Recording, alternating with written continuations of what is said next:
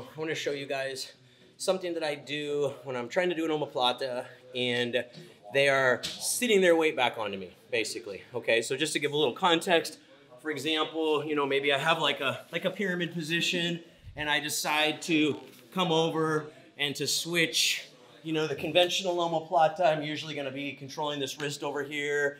I'm going to attempt to ice pick him down, right? I might have to move in a little semicircle. I'm going to be looking to break him down, right?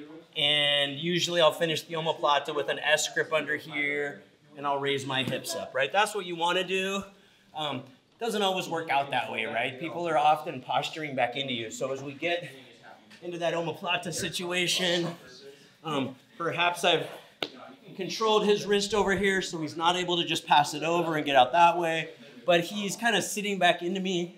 Okay, and another thing, by the way, that Brent Primus showed me like a year and a half ago that's also like super obvious if you think about it, is as I'm trying to break him down and he postures up, I can always back throw, right? And I can end up in the same position. I can attack side control, sit to back triangle, etc. So that's something I have to thank Brent for pointing out to me. Like, you can always just back roll, but sometimes they're stuck in that like intermediate zone where they're posturing back into you, and that's where I go to my crucifix, okay? So in this situation where I've got this omoplata, okay, and they're kind of like pushing back into me and almost like turning back in, what I try to do a lot of times, I'll grab the shoulder and I start climbing under this arm, okay? So I climb under it, and a lot of times it's a step-by-step process. I usually buckle down the shoulder first.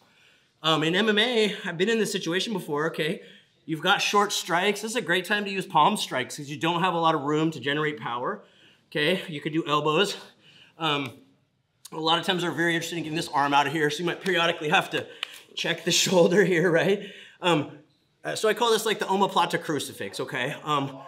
Another thing that's very simple as far as finishes from here that you can do, like I said, I like this as a striking weapon, is just to basically do this. So there's that neck manipulation. Sometimes I will switch to like a figure 4 armbar here. That's another tactic that I use. Sometimes they're kind of like trying to limp arm out of there and turn. And this is where I will literally hit this like modified Kimura here, right? So you've got a few things. So basically the situation we're talking about, I'm here, he's posturing back into me, I'm trying to break him down, and maybe he's just turned a little bit, right? A lot of times people don't expect this. So I usually like climb and hook. And then I come under here. And then I try to secure the shoulder, right? And the nice thing is, you know, that's fine. If he wants to start back rolling, that's totally fine. I can follow him, right? So I've got strikes. I've got neck manipulation there. That doesn't feel good.